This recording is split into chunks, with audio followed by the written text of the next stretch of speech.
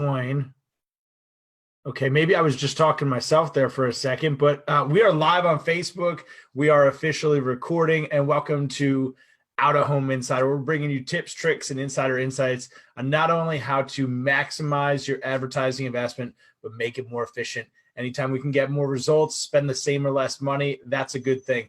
I'm Tim Rowe, I'm your host, and we're going to be talking today all about how the election year economy is going to impact your business. Regardless of what kind of business you run, the election year economy is going to impact you in one way or another. It's either going to help lift your business. It could impact the way that you go to market, what sort of advertising you do. There's a very real possibility that as we get later into the year, if you're on TV, if you're on radio, you are getting bumped from your advertising in place of the political ad campaigns. So it's something to be aware of with platforms like Twitter and Spotify outright eliminating political advertising. That means there are fewer places for politicians and campaigns and super PACs to advertise, to spend their money. That's going to impact your business. But ultimately, we're here to talk about the economy. We'll bring it full circle with the advertising at the end. But if you've been wondering about how the economy of an election year is going to affect your business, you're not the only one. A few weeks ago, I was having a conversation with the president of a very large company, and he said, "Tim, we're gonna stay consistent going into the election year with our advertising, but we want to monitor it throughout the year because there's obviously the concern of how will the economy do." And that sparked me to really start diving into it and looking historically at the economy. What you may or may not know about me is that my degree is actually in finance. I'm an advertising enthusiast who has put his passion to work, but I have that finance brain behind me. So I said, let's look into it. And what I'm going to do here is I'm going to share my screen so that you can see what I'm looking at. And we're going to do that. So if you're listening to this in the podcast version, you're going to want to go check the show notes, get back to the YouTube link, take a look at this stuff if you want to see what it looks like on a screen. Otherwise, we're going to just break apart the numbers. Hey, if at any point you say, Tim, this is really valuable information, this has been really helpful, thanks for bringing it to the forefront of the conversation and dissecting it in a way that makes sense. If you find yourself thinking that, I want you to send me a message right here on Facebook so that we can set up a time to take this conversation to the next piece. And that's understanding the market data of your specific industry, your business, how what we're talking about here in election year economy truly impacts your vertical. So we're going to talk big sort of, broad stroke here about the economy in an election year. And we're going to start that by talking about the gross domestic product. So what is gross domestic product? You've probably heard it referred to as the GDP. What that is a measure of the products and services produced by a country, a state, a county, a municipality. We're looking at the products and services produced by the United States. And we're going to look at that over the last 20 years or so. And that's going to give us a pretty good snapshot of what the economy looks like going into an election year. So we can tell that 2018, 17, 16 was our last election year. When you see this little percentage and you see it changing as I'm scrolling over here, that's the average amount of GDP growth in that time period. Now, obviously, we know 2008, Great Recession. I'm going to make the argument to you that had it not been an election year, it actually would have been much worse. And you can see the year after 2009, just how bad it was. I would tell you that in my opinion, the opinion of others, 2008 would have been much, much worse had it not been an election year. That's a good reason to be excited about your opportunity in 2018. 2018. I'm looking at the screen, Freudian slip. 2020, the 2020 election year could be a great opportunity for you and your business to grow while others take a more passive approach and say, hey, I'm going to hang out and see how the economy shakes out, because you're going to have actionable intelligence at the end of this episode. So let's go all the way back. So we got 16, 12, 8, 4, 2000, 96. Let's go all the way back to 92. So 92, an election year. I believe that was still George Herbert Walker Bush, if I'm not mistaken. 92 might have been the Clinton win. We have to go back and check that. I'm not a political pundit, just an advertising guy. But if you see here, the years leading up to the 92 election, 1.9, we fell 0.1.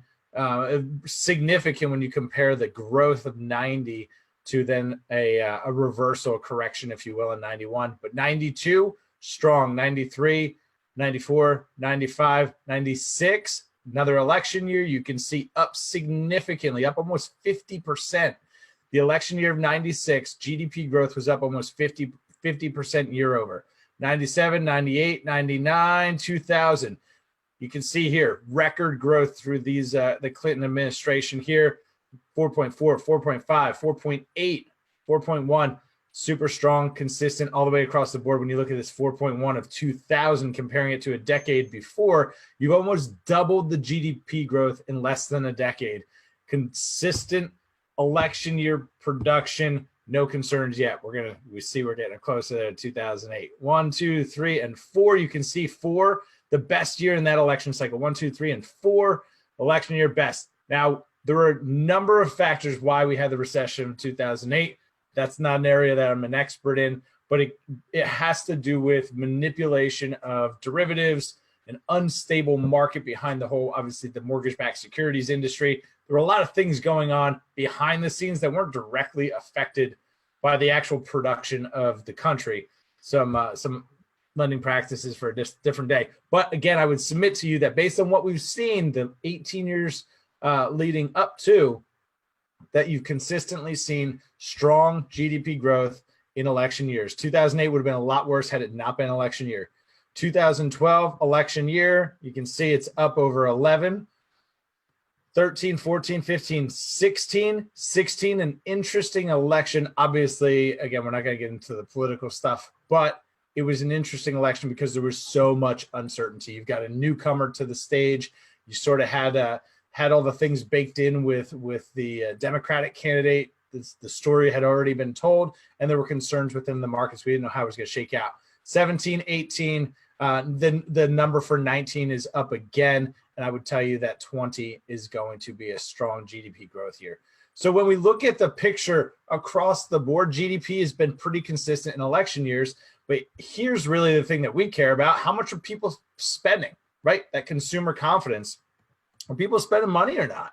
And we've seen consistently every single year, people are just spending more and more money. Now that's, debatable. Is that a good or a bad thing? But 2016, record spending. 2012, record spending. And just look at the years leading up to it, right? So 2008 election year, peak, falls, rises again the year before the election, and we see it peak again every single year. In this chart here, when you look at the election year, it is a peak for the election cycle. Let's just look at 2001, 2002, 2003, 2004. Look at that jump. All right, let's go all the way back 2000, 99, 98, 97. Look at this. Every single year, growth. The peak is in the election year. It's a great opportunity. Now, if you're local to the Lehigh Valley, Eastern Pennsylvania, saw this great release from the Lehigh Valley Economic Development Center the other day that the GDP of the Lehigh Valley alone, over $41 billion, equivalent to the entire states of Wyoming and Vermont. So the local economy is strong. We have more jobs than we can fill. People are spending more money than ever. It would be an absolute mistake for you to look at the election year as a threat to your business. It would be an absolute mistake to pull back on your advertising, because I'm just going to stop this share here. Because it's an election year, what we just saw is that consistent growth through the economy, consistent spending records in every single election year. Now it's up to you to determine, how do I best reach my market?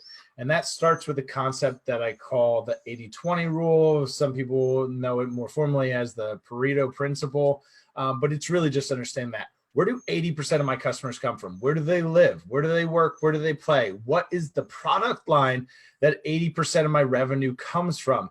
Is it with this specific product? 80% of my sales are on this specific product, and 80% of those sales come from these 10 zip codes. That's how granular you need to look at this, because the opportunity that you have right now is that there are a lot of business owners that don't have the information that we just talked about. I just shared on the screen here. Hey, Yank, what's up, buddy? Have you guys met Yankee? Yankee's the blind border collie that's leaving me toys right here. We've got the rubber squishy donut. So we'll throw that for him until he comes back in just a minute. But a lot of business owners don't know how to, one, find the data that we just looked at. Two, they're not having this conversation that we're having right now. And three, if they were, they wouldn't know how to apply it. So we're going to take now that information. We just talked about the 80-20 rule, Pareto's principle, understanding where the majority of your sales are coming from a very intentional basis. Because once you know, hey, 80% of my new business comes on this product line or this service, 80% of my new business comes from here, 80% of my repeat business comes from here. What are other ways that you can monetize your existing customers? Is it offering additional services? Is it packaging it together? How can you do that? And then let's look at the advertising platforms available to us. Newspaper, email, direct mail, television, radio, outdoor advertising, obviously, you know where my bias lies. But here's the thing about all of those items is that they all work. That's it, period. They all work. It's to what degree for your audience. Once you've determined who your perfect audience is, then you can really get smart about how am I going to match up my audience to the medium. Newspaper, if I have an older demo, it could be a great play. Direct mail still continues to be a powerhouse. Check your mailbox around the holidays. Who'd you get a lot of mail from? Every store you've shopped from online over the last 12 months. So direct mail is still a player.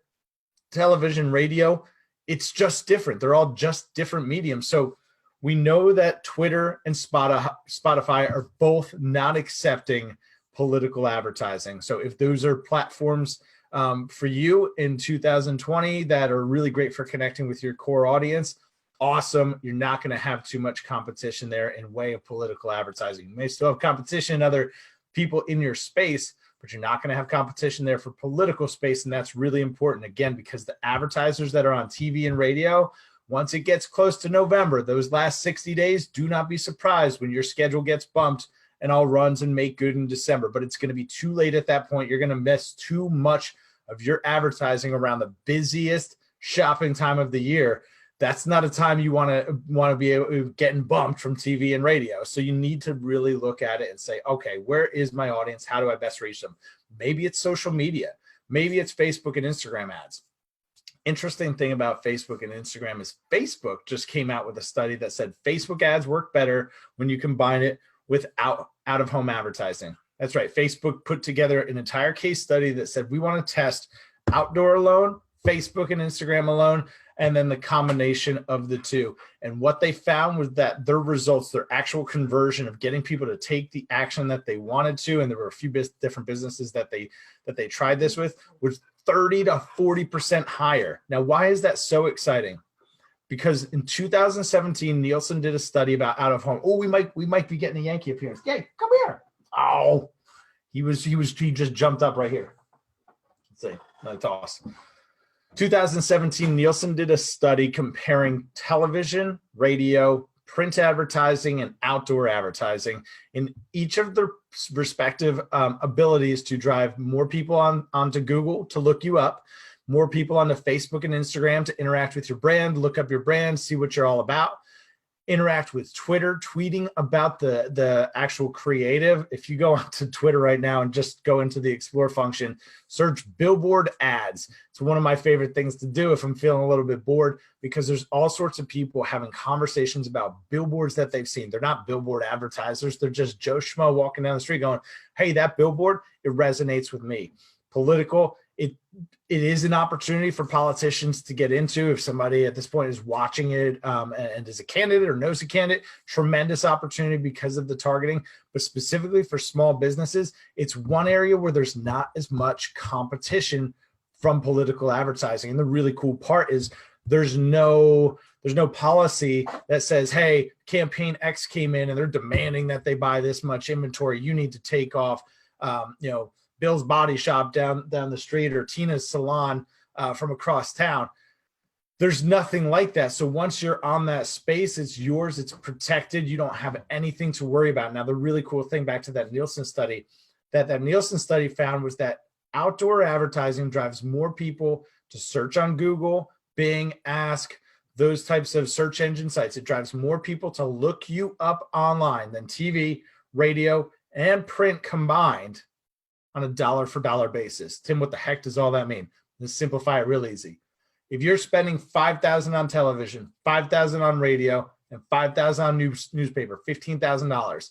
If you spend $5,000, cut your budget by 10 grand.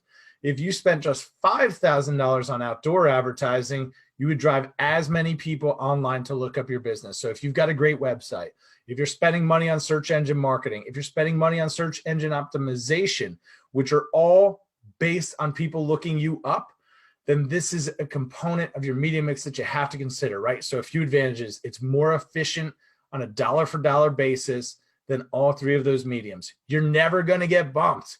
You're never going to get bumped. Your space is protected. Lastly, with the technology available today, you can behaviorally target outdoor locations, billboard locations that match with your best customers. If you are looking for somebody who has a typical buying behavior, if you're a coffee shop and you're looking to get more people that are most likely to stop and pick up a coffee on their way to work each day, there are specific targeting mechanisms in place. So you don't need to spend $30,000, $40,000. You can get away with spending $500 to $7,500 a month. Be very targeted, have an incredible message. It's funny that, ads on this thing are about $10 to $12 to reach 1,000 impressions. So a $10 to $12 CPM. Outdoor runs in a $3 to $5 range. That means you're getting twice as much in terms of actual impressions. So you're getting twice as much share of voice for your dollar. And you know that it's 3 times as effective on a dollar per dollar basis than all your other mediums. So if you're spending any money on advertising at all, you got to think about out of home in 2020. It's an election year. It's a way to take advantage of a growing economy, growing consumer confidence. In fact, there's a bill that's in the process of being pushed through right now, a stimulus package to help stabilize and support the 2020 economy, because it is so important that we do that for our small business owners. We've seen it traditionally. It's going to be consistent across the board, but you're getting some additional support to ensure that. So don't be afraid of the economy in 2020. There's a real opportunity for you to take advantage of increased consumer confidence, increased spending in election years, and a lot of business owners who are afraid don't have the information that we've talked about here today and are going to miss out on that opportunity because they're going to pull back on the reins a little bit. So if you're looking to grow your company in 2020, all you got to do is send me a message here. If this information has been helpful, please like, comment, share it with somebody in your network or your organization that could benefit from hearing it. As always, I'm Tim Rowe. This is the Out of Home Insider Show. It's been a lot of fun. I'll see you guys real soon.